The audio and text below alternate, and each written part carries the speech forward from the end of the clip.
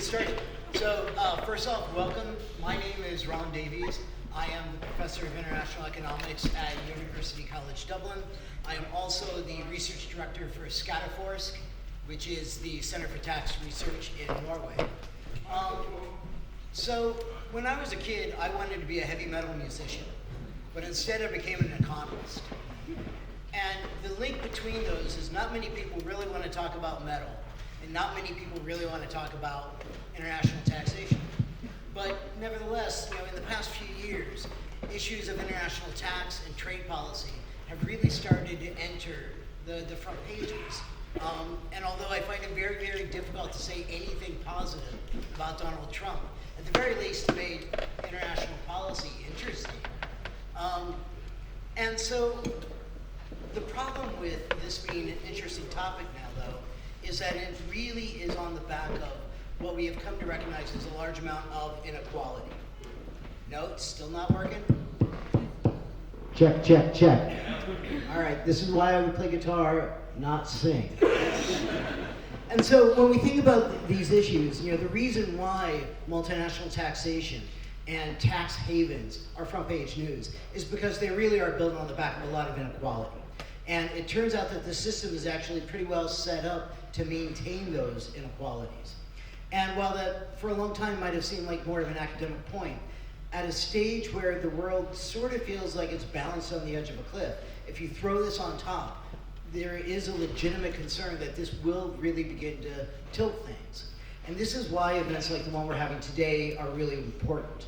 Because by bringing together top researchers, people with very deep policy experience, people with on the ground experience of industry, and everybody else in the room, it gives us an opportunity to express ideas, to learn about perspectives, and sort of, I am an economist. I am a practitioner of the dismal science. And I'm not going to be hopeful enough to suggest we will reach an agreement of any sort. But I do hope that within the next couple of hours, all of us will learn something that we can take out and use in ways that hopefully are less damaging than it seems like the current system is really being played on the global stage. So the game plan is we're going to have a couple of keynotes.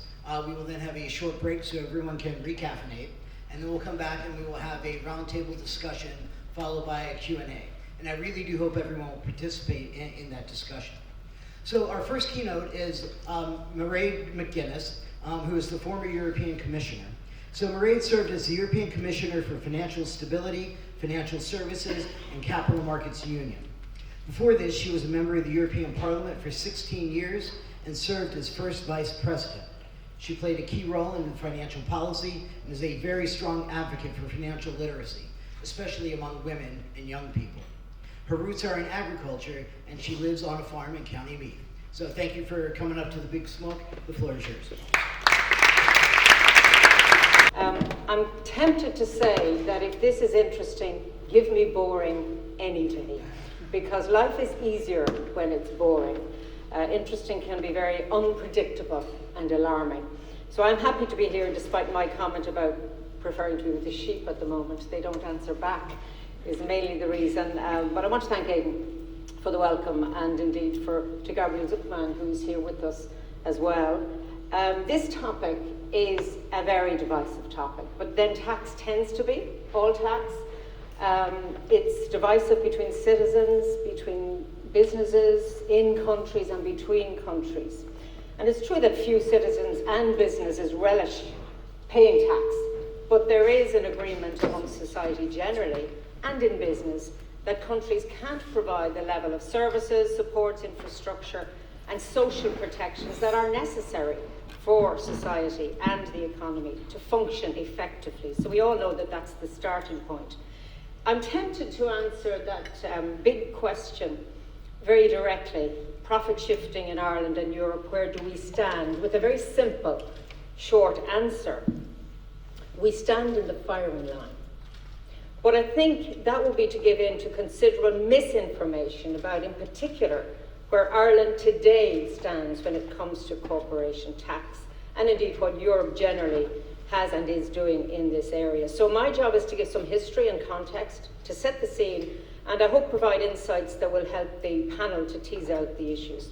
As I said, profit shifting, tax generally, but certainly profit shifting is one of the most contentious, and it's a complex issue globally when it comes to corporate taxation. It's seen as making, as Ron made this point, the tax system less fair and potentially depriving countries of tax revenues.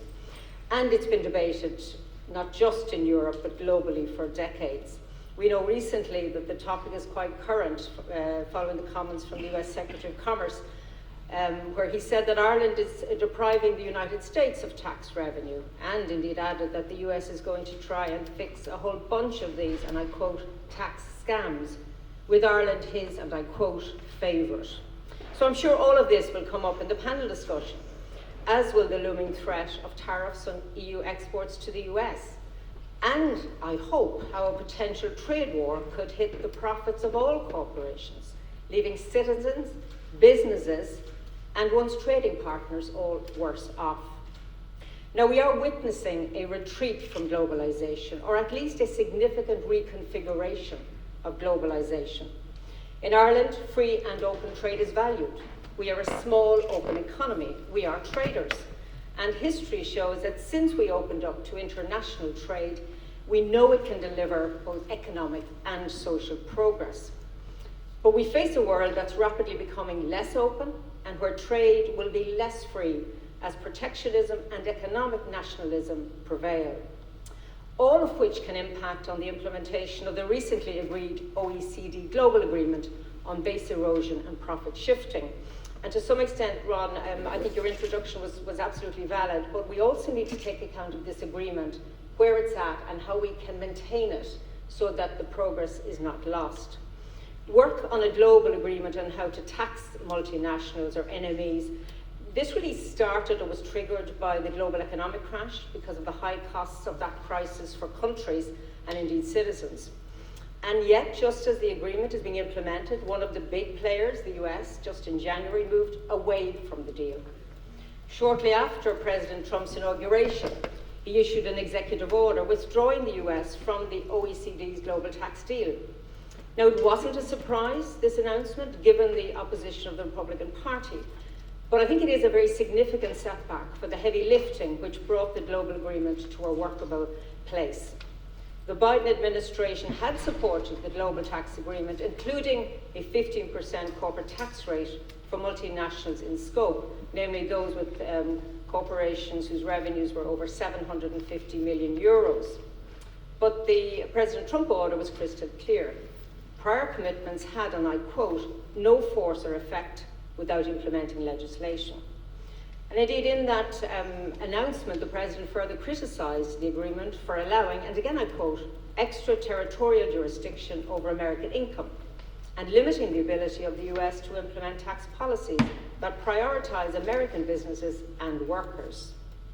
And the last part of that, in the memorandum, directs the Treasury to investigate compliance by other jurisdictions with existing tax treaties with the US and other tax policies, and to present the President with options for responding to non-compliance or rules discriminating against US companies. Within the European Union, corporate tax, and specifically tax competition, has long been on the agenda. In my previous role as a member of the European Parliament, I had many tough conversations with MEP colleagues about the Irish corporate tax rate, which at the then 12.5% for all companies is low by EU standards. Now, tax is a member state competence. Ireland's ability to attract inward investment is, of course, the envy of some of our partners, because the country is home to many of the globally significant technology and pharmaceutical companies. The government here would argue that taxation policy is just one of the reasons why these companies come to Ireland.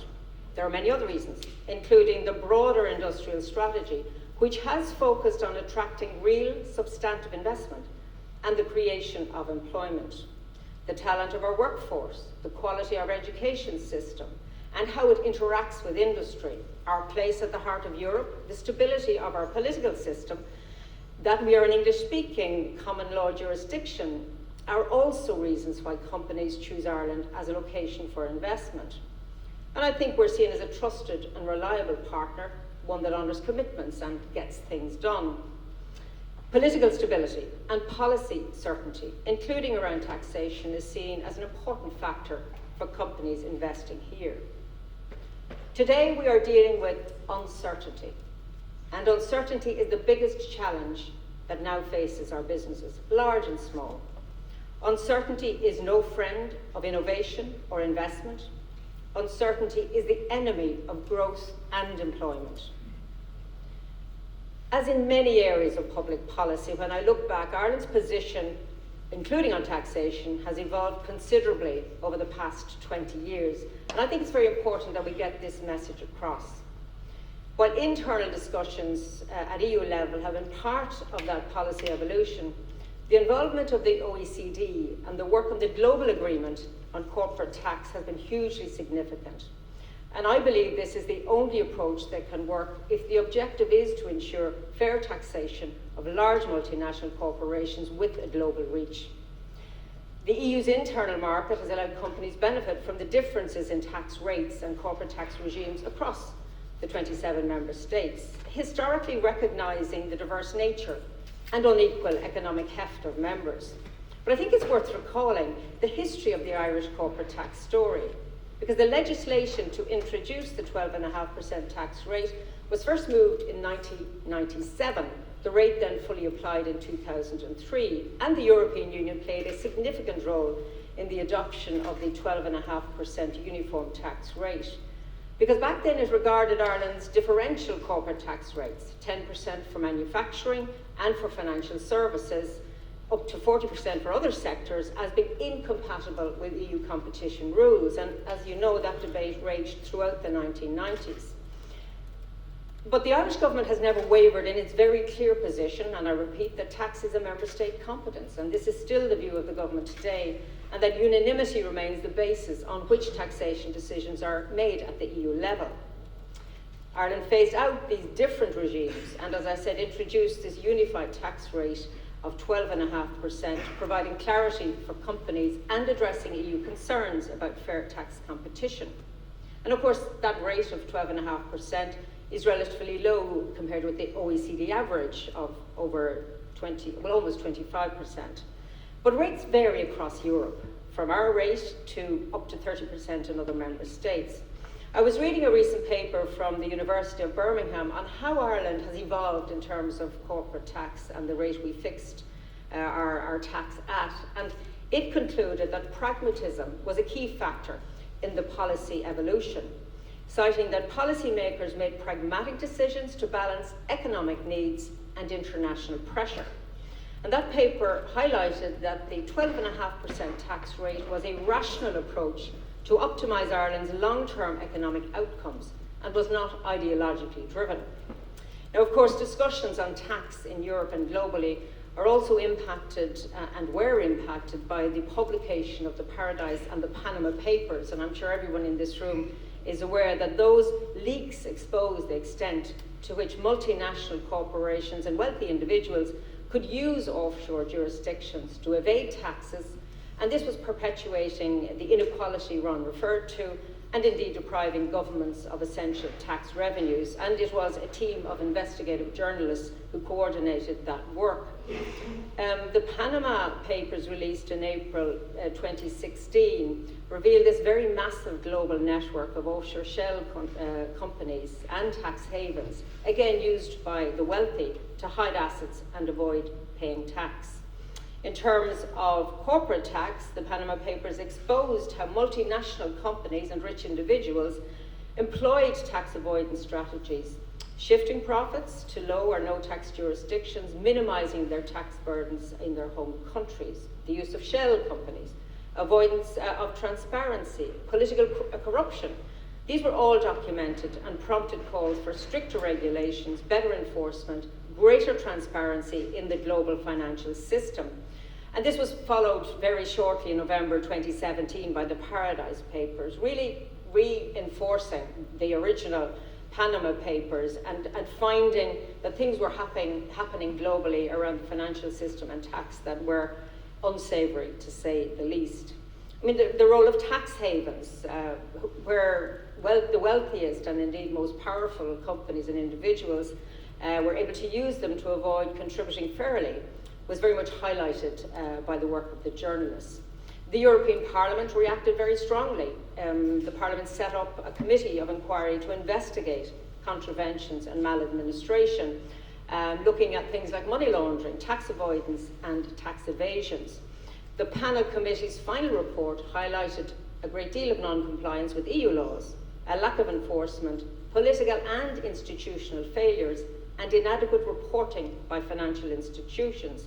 And I'm glad to say that the work of that committee hastened the establishment of AMLA, the new anti-money laundering authority, which I was very pleased to be involved in the work to make it happen during my time as EU Commissioner. The panel committee in Parliament, it completed its work, but a follow-up subcommittee on tax issues was established in June of 2020. And again, its remit was to look at fair taxation, to promote transparency and modernise the tax system at a time of increased digitalisation, and I think that's also a topic which the panel might look at. The now defunct Double Irish was scrutinised by the committees, and concerns were raised at the time about the sustainability of the Irish taxation system, with its reliance on a small number of multinational corporations. And indeed, this is well recognised by Finance Minister Paschal Donoghue, the need for a more sustainable and resilient tax system that can weather external economic challenges wherever and whenever they might arise.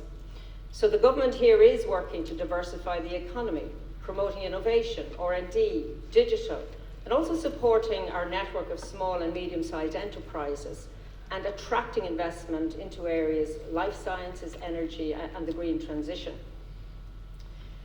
Receipts, as we know from corporation tax, could be vulnerable to the business decisions of a small number of large multinational companies, or indeed a country, but also to this growing tendency of economic nationalism. If I look to the work on global corporate tax, including on profit shifting, this accelerated, as I mentioned, with the financial crisis because of the costs. The OECD was mandated by the G20, and its work began in 2013. And the aim of the project was to curb tax-based erosion and profit shifting by these multinational enterprises. The work was wide-ranging, included efforts to modernise international tax rules, transparency, transfer pricing, and preventing treaty abuse. The European Union has engaged fully in this work, and Ireland, as a member of the European Union, did likewise. The BEPS, as you will know, or Base Erosion and Profit Shifting Action Plan, included 15 actions designed to tackle various forms of tax avoidance, including the shifting of profits to low-tax jurisdictions. And significant progress has been made in this area. As of this month, over 140 countries and jurisdictions are part of the OECD G20 inclusive framework on BEPS and are now working to implement the agreed measures. The European Union, as I said, fully supportive and has already incorporated many of its recommendations into EU legislation. Directives that I would have voted on myself on, for example, country-by-country reporting, the transparency issue. We've had 2 anti-tax avoidance directives in 2016 and 2017. And then in 2022, the minimum tax directive. This is to implement Pillar 2. And this requires member states to apply the 15% tax rate starting on or after January the 1st of 2024. Many member states have done that, others have deferred using deferral procedures, but by and large the direction of travel is very clear. Ireland's Finance Minister, who as you know is also head of the Eurogroup, Paschal Donoghue, signed the OECD agreement in October 2021, accepting that corporate tax would increase from the 12.5% rate to 15% for those large companies in scope. He did so having sought changes to the agreement to secure certainty and stability. Smaller businesses in Ireland continue to pay tax at the 12.5% rate. So if tax havens and concerns about lack of openness and transparency were the reasons for much of this work, the question is, what impact has the OECD had on tax havens globally? And we know they haven't gone away, and I'm sure we're going to hear that in the next keynote. If I look at what the European Union does and will continue to do, it has a list of non-cooperative jurisdictions for tax purposes. This is the so-called EU blacklist. And there are 11 jurisdictions on the list because they failed to meet EU requirements on tax transparency, fair taxation, or indeed failed to implement the anti-BEPS measures. Some countries, particularly those with low tax rates and offshore jurisdictions, have been very resistant to implementing these rules. But I think it's certainly not perfect, but it's really progress that the OECD has carried out this work. And I think the key, and maybe for the panel, is to see, can it survive the fact that one large country has pulled out, and what more needs to be done? So I mentioned that our tax policy here in Ireland has evolved significantly, with both EU and OECD engagement. When I look to some of the things that Ireland has done, I look to 2014 when we signed the BEPS initiative. We abolished the double Irish tax structure in 2015. This had allowed companies shift profits to low tax jurisdictions using differences in national tax laws. We've implemented the country-by-country reporting, and that requires companies, large companies, to disclose their tax information on a global scale.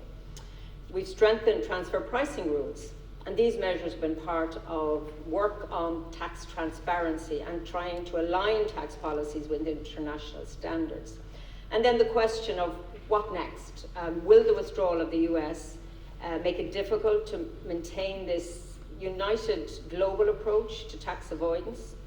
I think we would agree, certainly I would put it, that we need international cooperation on tax matters. Otherwise we cannot tackle it member state or country by country. Efforts will have to continue around this topic, even if some countries choose not to fully participate. There was a recent speech in the European Parliament by Commissioner Hoekstra, and of course he expressed regret at the US decision, but he did stress that the OECD deal is important and that the European Union will continue to pursue this work diligently with member states and international partners. And indeed, he said that the deal ensures every taxpayer contributes their fair share of tax. It discourages multinationals shifting profit around the world to exploit loopholes. It also sets minimum levels for tax competition to avoid countries racing to the bottom. And this underlying economic logic and principle of fairness remains just as relevant and valid today as it was 2 or 4 years ago. And those are the words of Commissioner Hoekstra. In that speech, he pointed out that the Commission adopted the DAC 9 directive, putting the OECD Pillar Work 2 on tax transparency and exchange of information in place. And I think it's very true that Europe does not tend to resile from this work, but it does need international support. And he did mention what he described as the new kids on the block, these up-and-coming digital companies that are ready to conquer the world. And I quote, he makes the point, "Our current tax rules were designed with traditional bricks and mortar businesses in mind. They no longer match the new reality of the digital era." And in his view, it's time to pursue the OECD work in this respect and make sure tax rules work for all. And he wants, in fact, a big global conversation, including the Global South, on this key topic. Not surprisingly, Commissioner Hoekstra addressed trade issues. And here he stressed that the European Union, 1, believes in cooperation, comes in peace, and does not seek confrontation. We're looking for what unites us, he said, rather than what divides us. I think you'll note that I haven't focused too much on the Apple case and the 13 billion tax, which came Ireland's way from that case. It was taken on the basis that Ireland's tax regime violated EU competition law. And I think it's worth noting that when the final ruling was issued by the European Court, then Finance Minister Jack Chambers said the Apple case involved an issue that is now of historical relevance only. The revenue opinions date back to 2019 and 2007 and are no longer in force. And Ireland has already introduced changes to the law regarding corporate residence rules and the attribution of profits to branches of non-resident companies operating in the state. He also stressed that the global tax environment has changed dramatically over the last decade, and Ireland has been at the forefront of these developments. So, as I say, history is important, and facts do matter in this conversation. But I do believe the OECD's work is unfinished business. More, not less, international cooperation is needed to complete the work. And the global fight against profit shifting does require sustained effort and international cooperation and a big commitment to fairness in taxation. I believe Ireland and indeed the European Union have taken very significant steps to address profit shifting. But there are many other issues, as we know, facing the European Union, including how taxation can be used as a tool to drive innovation and investment. And given the need to build greater resilience in Europe, our investment needs are quite significant, whether it's for energy, for digital, for security and defence. And I'll finish by saying we will need to use all of the tools at our disposal to build a much more resilient, strengthened European Union, ready to stand on its own 2 feet, but also to cooperate with those that will cooperate with us. Thank you.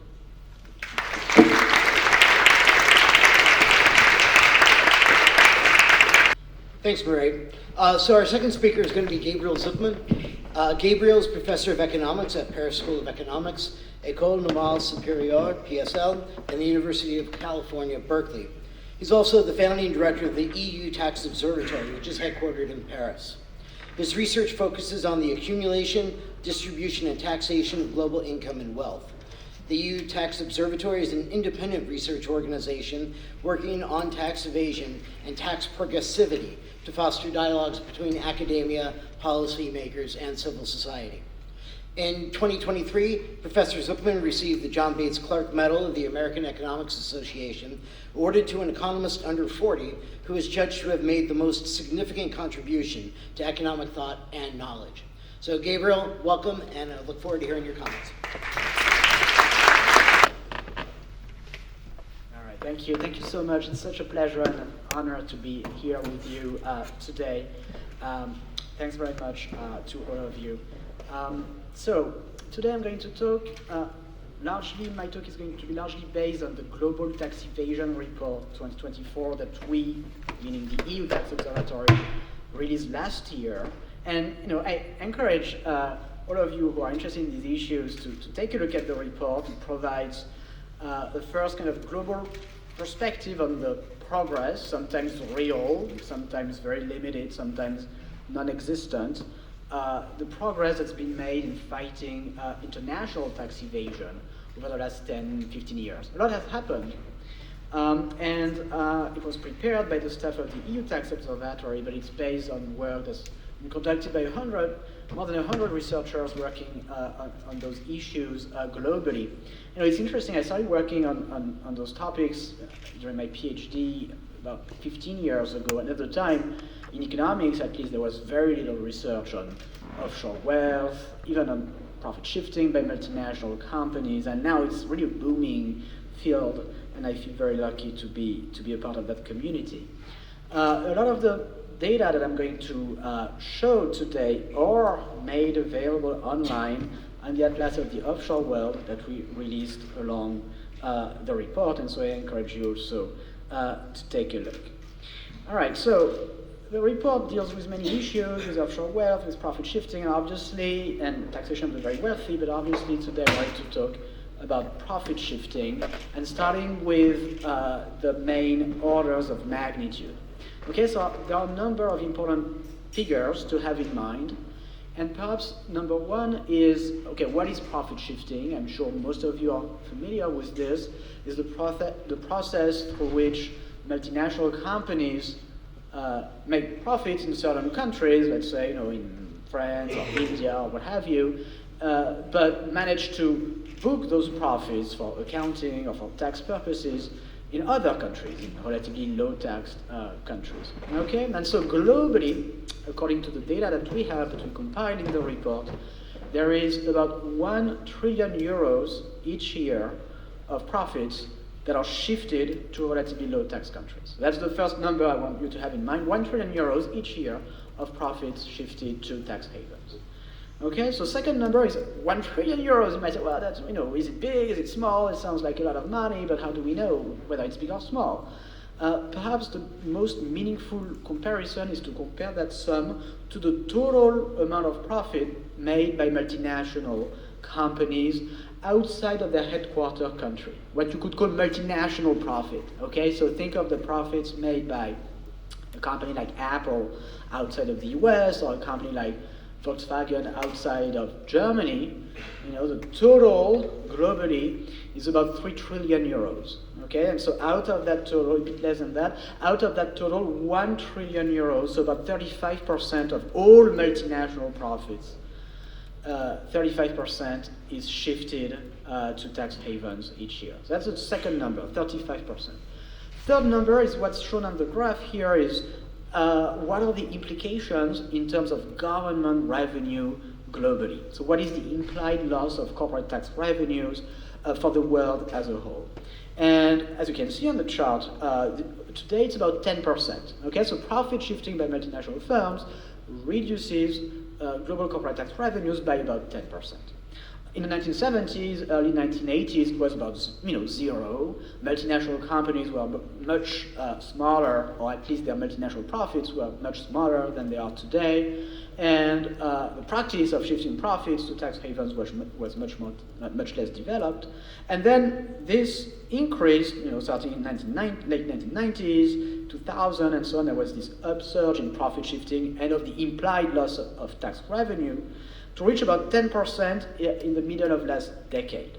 And then, stuff happened. First of all, there was the launch of the base erosion and profit shifting initiative by the OECD in 2015. And second very important development, there was the big US tax reform known as the Tax Cuts and Jobs Act that, like BEPS, tried to change incentives for firms in order to reduce their shifting of profits to relatively low tax places.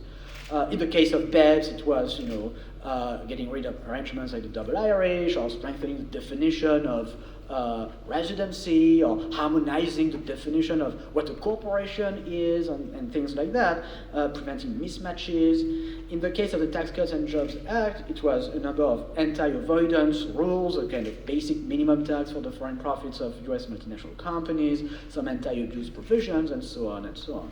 And what we show in the report is that in spite of these important developments, there's still about 10% of global corporate tax revenue that's lost due to profit shifting, which is not to say that those initiatives had no impact, right? Maybe absent BEPS and absent the Tax Cuts and Jobs Act, maybe the curve would have kept rising. Maybe today there would be 15% of tax revenues lost due to profit shifting. Okay, so that our analysis doesn't say anything about the causal effect of those policies, but at least we can make one conclusion, which is that those policies have not been enough to reduce profit shifting. There's still 10% of tax revenue that's lost because of that. All right, so of course, this is a loss of tax revenue for the world as a whole, but not all countries lose. Some, in fact, gain quite a bit of tax revenue. You will not be very surprised to learn that Ireland is part of that lucky group. So here's a chart that shows the total corporate income tax revenues of different countries, Ireland, France, Germany, per capita. Okay, so you take the total corporate tax revenues of Ireland, and you divide that by the total population in Ireland. That's pretty impressive. And I think it's well known today in Ireland, perhaps was not known as much a few years ago, but today it's about almost 5,000 euros per capita in corporate income tax revenues, about 90% of which come from subsidiaries of multinational companies operating in Ireland. So a couple of remarks. France, Germany, that have much higher tax rates than Ireland. The corporate tax rate in France used to be 33% until 2018, and then gradually declined to 25%. That's still twice as large as the 12.5% in Ireland. Germany also has a 25% corporate tax rate, at least at federal level. You have municipal taxes on top of that. Despite these much higher corporate tax rates, those countries collect much less corporate tax revenue per capita. Okay, so a very striking illustration of the Laffer curve, and I'm going to get back to that. But first of all, so yes, much more corporate tax revenue in Ireland, and second, just how big is this? 5,000 euros per capita. So think of a family of four, a couple with 2 kids.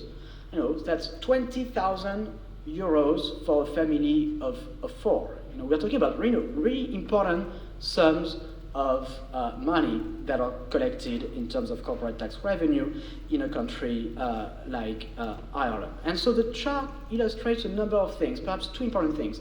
Getting back to the Laffer curve. You all know the Laffer curve, very famous. You have tax rates on the x-axis, the tax rate, and tax revenues on the y-axis. Okay, and so when the tax rate is 0, you have 0 tax revenue. Okay, that's logical.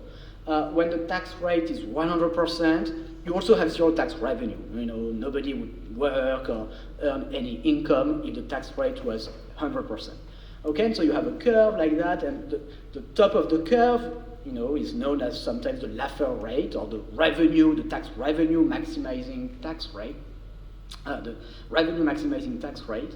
And so this chart here is a good illustration that when you have unfettered tax competition, no tax harmonization, no tax coordination, each country free to choose its own corporate tax rate, then the top of the Laffer curve, the revenue maximizing tax rate, can be really low for small countries. Meaning if you choose a low tax rate, 12.5% is the statutory rate in Ireland, but the effective tax rate, for instance, on the profits of US multinational companies, which account for the bulk of this blue line, is lower than that, is more in between 5 and 10%. So you pick tax rates in the single digits, and you can collect a lot of tax revenue like that, much more than if you picked a higher tax rate of 20 or 25%.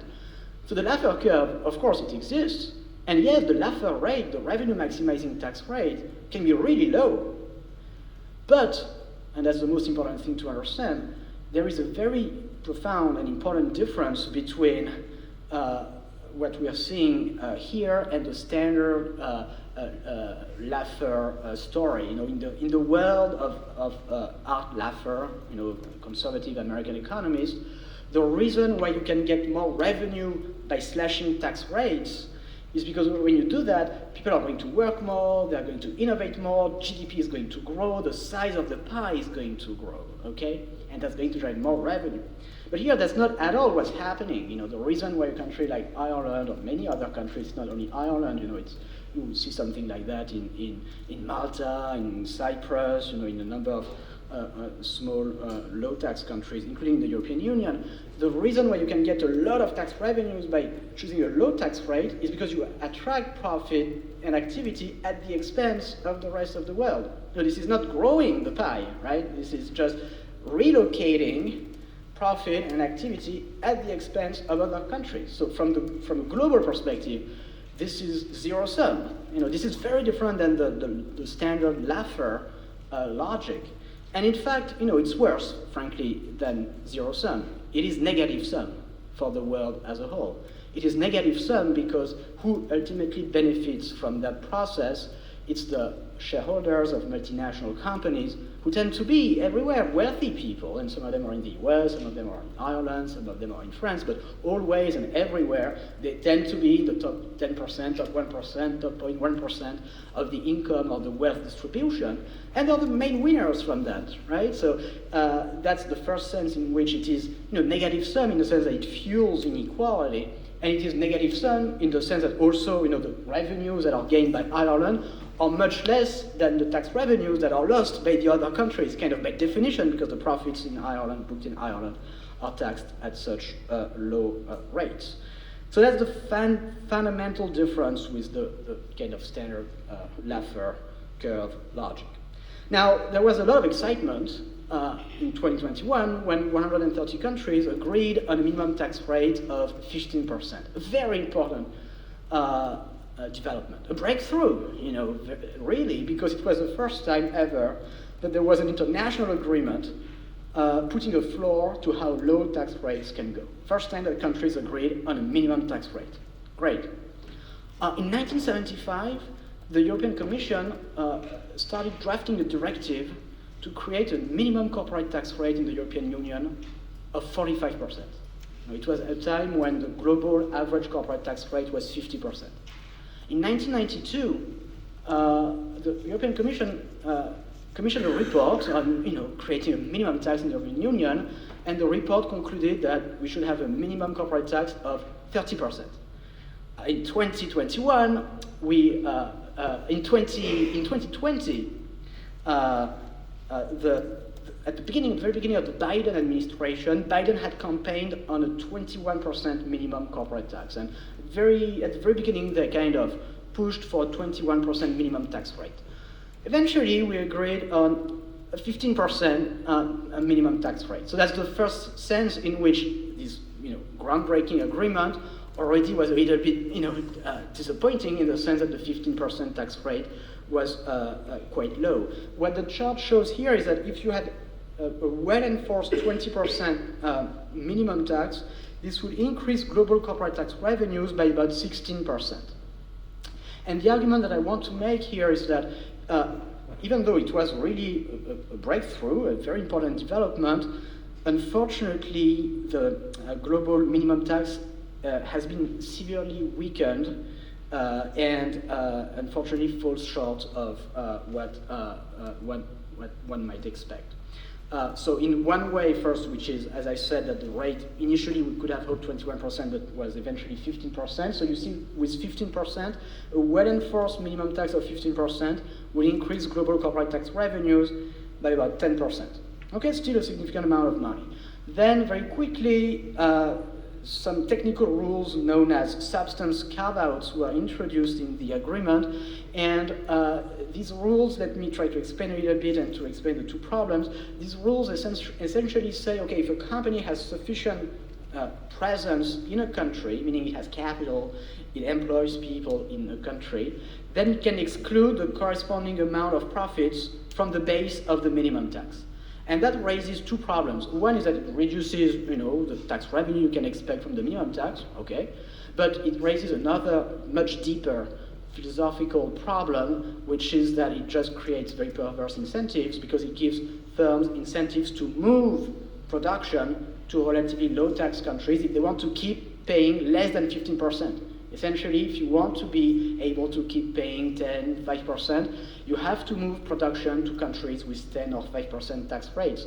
And there's no limit, if you can move all your production to a country that has a zero tax, all of that is carved out. If you have sufficiently many assets and sufficiently many workers in such a country, you can exclude all your profits from the base of the minimum tax. And so that's a philosophical problem, because it exacerbates incentives for international tax competition on very low rates, essentially encouraging countries to offer very low rates to attract real activity, with the risk of intensifying this form of international competition.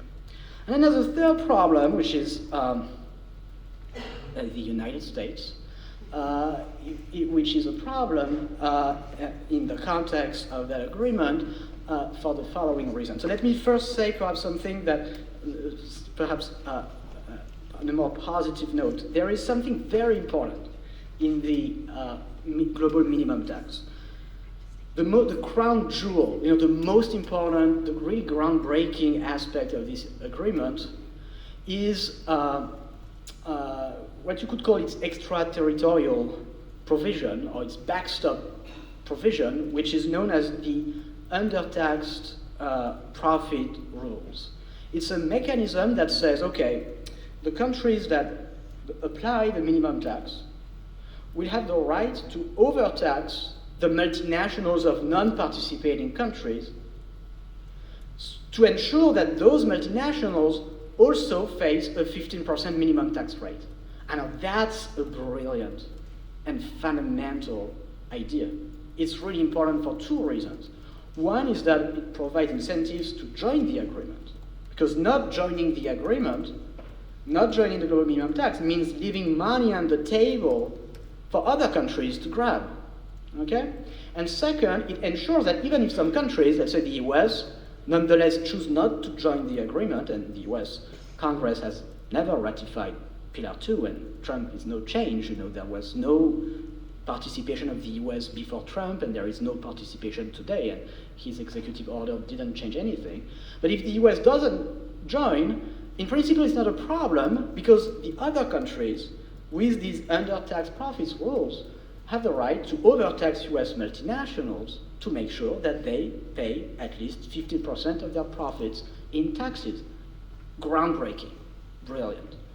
Well, except that some people understood that this was really groundbreaking and brilliant, and they understood that it could really change the dynamics of tax competition, and it could really make a difference at the end of the day. And so they are fighting, very much so, in the United States, in the Republican Party in the United States, against the application of those rules.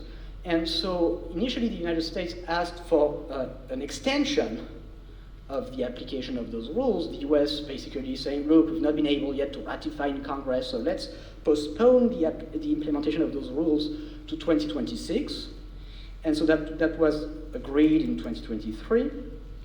And then very recently, essentially what Trump is doing is that he's threatening other countries with different threats if they dare to implement those under-tax profit rules. This is really what it is about. The battle between OECD, European Union on the one hand, and the US administration is precisely about that. All the countries that implement the Pillar 2 minimum tax, are they going, starting in 2026, as was agreed, are they going to start overtaxing US multinationals to make sure that even though the US is not in the agreement, those multinationals face a 15% minimum tax rate? Okay, so if they don't do that, if they cave in, then it will further reduce, of course, the revenues from Pillar 2. There are other issues involving the treatment of tax credits and so on, but the bottom line is that 5 years ago, I was really enthusiastic about Pillar 2, very excited, 4 or 5 years ago, praising, celebrating this huge achievement. We thought it would increase corporate tax revenues a lot. Today, if we run the numbers, it's not zero. I think it is still a step in the right direction, but the impact on global corporate tax revenues is going to be much smaller than what we could have hoped. Okay, so what is coming next? So short term is most likely two things. One is the real risk of an acceleration of the race to the bottom. And so here, essentially, a lot is going to depend on whether countries agree, hold their ground and stand up and say, no, we are going to implement Pillar 2 as agreed, including its UTPR, and we are going to overtax US multinationals, or whether they abandon that principle. That this is really the most important thing. So there are two scenarios. If the Pillar 2 countries choose to implement the spirit of the agreement, then we'll have some floor, 15% will be less than 15% because of the substance carve-outs, but at least some floor to tax competition, okay? But if they give up and agree to not apply those backstop rules, then in my view, the most likely scenario is that the whole construction of the global minimum tax collapses. Because then if you don't have this backstop, US multinationals and more broadly multinationals of non-participating countries will be allowed to pay less than 15%, and then recreating the forces of tax competition, race to the bottom, and so on. Okay? At that stage, I must say I am not extremely optimistic. But if I have one message that I can keep trying to making forcefully in Brussels and elsewhere is, fight to defend Pillar 2, fight to defend the under-tax payment rules, make sure that US multinationals pay at least 15%. Otherwise, this long negotiated, hardly won deal is just going to collapse. Okay, so that's the situation we're in. What would be the effect of this? So you have to realize now that kind of the vision of the Trump administration, is very, when it comes to taxation, is very clear, is they don't, Trump doesn't like the income tax. You have to remember that his kind of model is, President McKinley at the end of the 19th century. That's when America was truly great, when there was no income tax, zero corporate tax, zero individual income tax, and the only source of tax revenue for the tiny federal government was just tariffs. Okay, it's very explicit that this is the goal. It's not likely that he's going to manage to achieve that in just 4 years, but clearly he wants to transform the US into a very, very big tax haven. Okay, so the corporate tax rate is 21%, but he plans to cut it at least for some industries to 15%, perhaps have lower rates, perhaps below 10% for certain forms of highly mobile income like intellectual property. And so we are going to be very soon in a world where tax competition is exacerbated on really single-digit rates. And so whether the 1 trillion euros in profits that's currently booked in places like Ireland or Netherlands or Singapore or Netherlands, whether it's going to stay there or move partly to the US, nobody knows. It's very uncertain because it could go either way given the tiny differences in tax rates. What's very clear, so the international redistribution of profits and tax revenue is very hard to predict, and the impact for a country like Ireland is very hard to predict. What's very easy to predict is what's going to be the distributional effect of that. It's going to be a big win for global shareholders and a big loss for everybody else. That we all know. Okay, so that we can make that prediction. Second is very quickly on the trade war, on the tariff war. So that's going to put a lot of pressure on the export platform model, producing for export markets, especially for exporting to the US. Now, if there are big tariffs in the US, that's going to make that type of development model much more fragile. Longer term is a couple of things, is that it seems pretty unlikely as things stand that we are going to return to the type of globalization we had over the last 4 decades. For one basic reason, which is that this has very little support globally. Very few people like it. It's being rejected by voters in the vast majority of democratic countries. So what's coming next? Well, you have at least 2 models. You have the kind of Pluto nationalism of someone like Trump, or you have a potential, alternative that remains to be, fleshed out and built, which you could call a kind of egalitarian internationalism. And so let me sketch to conclude kind of how this could look like, to finish on some positive note. A brief sketch of a possible egalitarian internationalist bifurcation, you could call it. So imagine that tomorrow, certain coalitions of democratic countries say, okay, here's what we're going to do. We're going to condition market access to our markets, to imposing minimum taxes on profits, on wealth, on carbon, to the companies that access our markets and to their owners. Okay, so let's think about how this could work. So imagine that, I don't know, it could be a number of EU member states, such as France, Germany, Spain, say, well, tomorrow, if a company like Tesla wants to sell cars in our countries, and if it pays too little corporate tax abroad in the US, we are going to collect the difference between what we think should be a basic norm, let's say 25%, and what they pay in the rest of the world. Maybe not all the difference, maybe a fraction of the difference. That depends on what's the share of Tesla's sales that are made in those countries. But basically, you could have a coalitions of countries playing the role of tax collector of last resort, conditioning market access to collecting the taxes that other countries choose not to collect. Now think for a second about the type of dynamics that this could usher in. Now if you really had countries doing that, let's say just one country, Okay, let's take just one country. Let's just France. Tomorrow does that and collects a bit of tax revenue on foreign multinationals. Now, I think very quickly other countries would be quite interested, and they would say, "Oh, well, that's interesting. They can collect more tax revenues on multinationals that pay low taxes abroad. Okay, let's try to do it as well." And once you have a critical mass of countries in that coalition, it would become pointless for firms to try to move profits or production to low tax places, because the tax saving made in those territories will be offset by higher taxes owed in the destination market countries, in France, Germany, and so on.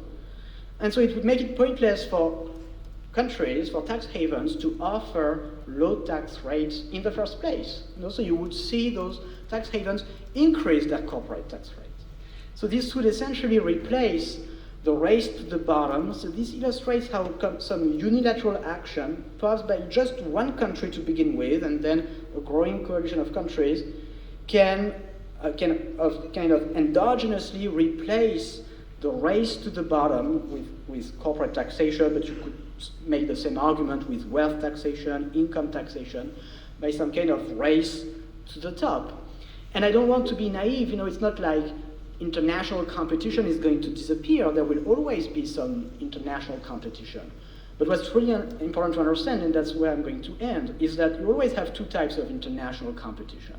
You have positive forms of international competition and negative sum. Okay, negative sum, we've covered that. Tax competition is an inherently negative sum form of international competition.